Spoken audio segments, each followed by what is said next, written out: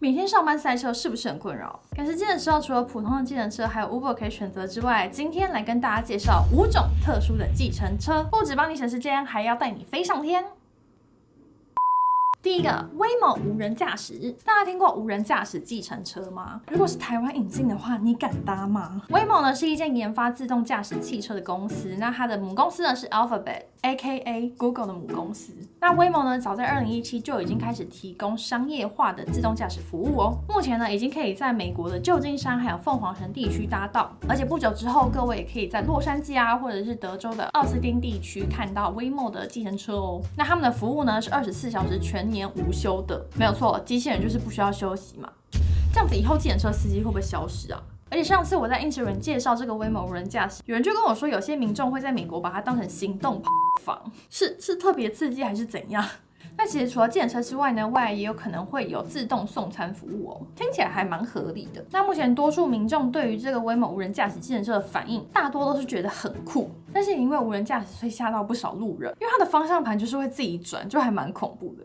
那讲到这边，大家心中最担心的应该就是它的安全问题吧？根据 Waymo 自己内部的报告，也就是说听听就好，他们自己统计下来呢，发现这个车祸事故是比人为驾驶少85%。那 Waymo 在全自动驾驶的数据已经收集了714万英里，也就是11424公里的数据。那在全部的过程当中发生事故的比例拿去跟人类驾驶相比，就是少了85%。但是我们总不能只听一方的表述，所以另一方面呢，以警方接获报案的车祸事故比较 ，Waymo 自动驾驶发生事故的比例比人类驾驶少了57%。那不管是85或是57，其实都可以看到自动驾驶一定是比人类还要更加安全的。当然，我觉得任何新科技刚出来的时候都需要一个侦错期，就像医美一样，有什么问题都是需要时间来考验。例如说，自动驾驶也曾经发生过系统故障卡在路中央，或者是撞上救护车之类的事情。虽然这些鸟事是一定会发生，但是我个人是相信，在某个平行世界的理想国，如果全部的车子可以一起自动化的话，效率一定是比现在好非常多，而且事故率一定会大幅下降。所以不知道大家听完之后会不会想要试搭这个 Waymo 计程车呢？或者是如果你有搭过的话，也欢迎在留言区分享一些奇人异事哦。那说到无人驾驶呢，其实不止 Waymo 一个品牌在美国有运行。另外一个品牌 Cruise 呢，它是通用汽车 General Motors 旗下的品牌。Cruise 这个牌虽然只花了3个月就拿到旧金山的自动驾驶计程车许可，但是随着他们在旧金山的迅速扩张呢，很多事故接踵而来，而且这个比例实在是太高了。例如说系统故障卡在路中央，甚至是造成人员伤亡的一些事故，真的是太多太严重了，导致官方他们必须要暂停他们的上路许可。就是从去年的10月开始 ，Cruise 他们的无人计程车就不能再上路了。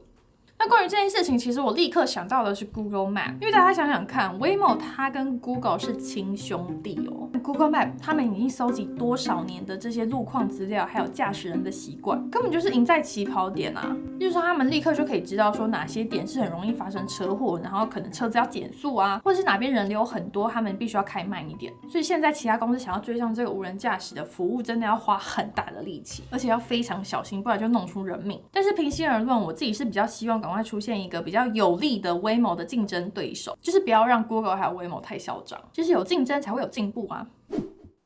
再来第二个，除了无人驾驶之外，你还可以搭 Uber 直升机。没有想到 Uber 还有提供直升机服务吧？而且没有错，就是在同一个 App 里面哦。就是除了一般的汽车选项之外呢，现在在纽约还有杜拜等等的城市，开启 Uber App 之后，就会出现这个优步直升机的选项，酷吧？这个除了用来赶时间之外呢，感觉约会用来把妹也蛮浪漫的样子。那你可能会想说，要去哪里上下机呢？就是你选择完这个直升机服务之后，他们就会派车去接送你到最近的停机坪，然后搭完直升机之后再坐车到你的指定地点。也就是说，前后的接送也包含在里面咯，是不是非常的贴心呢？那搭直升机到底有没有比较快？还有它的费用要怎么计算呢？那根据统计呢，从曼哈顿的市中心到最近的甘乃迪机场，搭直升机的话只要花8分钟。那如果加上前后的专车接送，总共大约是30分钟。那另外呢，如果是巅峰时间塞车的话，从纽约到甘乃迪机场大约要花2个小时以上。所以如果有人真的赶时间想要去搭飞机的话，可能真的会花这一笔钱。那至于在费用的部分呢，大约是200块到225块不等，这样子换算台币的话，大约是6000多，然后最多可以搭5名乘客。所以如果你可以凑到5个人的话，就是1200一个人。好像也还可以啦。那其实讲到直升机呢，就有非常多人第一件事情就是想到 Kobe。那其实，在 Kobe 事件之前，我是完全不知道直升机那么危险。所以虽然这个 Uber 直升机感觉还蛮酷的，但是心里还是会有点怕怕的，不太敢搭。大家听完之后会想要尝试吗？在天空飞的除了直升机之外，竟然还有 Uber 热气球。在2023年，也就是去年的11月 ，Uber 在土耳其推出了优步热气球 Uber Balloon。那这个热气球的服务大约是$150，然后另外你也可以预约从饭店到热气球搭乘点的这个 Uber 接送，等于是一条龙你都可以在 Uber 的 App 上面完成了。那另外呢，因为热气球还是要看老天赏不赏脸，因为天气要素的关系呢，所以这个行程只能在12个小时之前预定。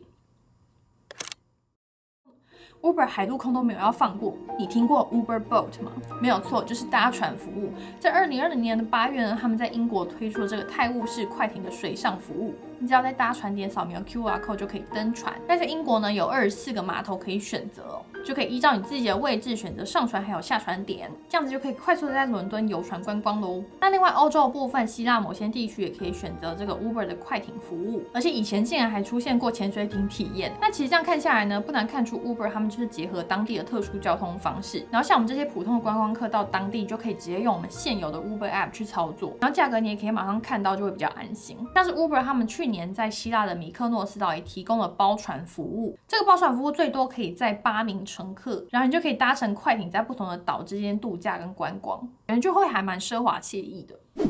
你以为到这边就结束了吗 ？Uber 竟然还可以预约麋鹿雪橇哦！那除了以上这些超狂的交通方式之外，他们在芬兰还提供了麋鹿雪橇预约服务，而且还是期间限定哦。那这个服务就是可以从芬兰的首都出发，搭乘2个小时的雪橇到你的指定地点。那目前查询到的资料呢，就是这个服务是免费的哦，只不过它是期间限定，就是在每年的12月12号到12月18号要到网络上面预定。但是如果有任何变动的话，还是以他们的网站为主。以上这些特殊的交通方式，大家最想要搭哪一个呢？留言 Waymo 计程车+1 ，Uber 直升机+2 ，Uber Balloon +3 ，Uber Boat +4 ，Uber 雪橇+5。最后也记得分享这部影片给你身边最疯的那个朋友。那我们就下部影片再见喽，拜拜。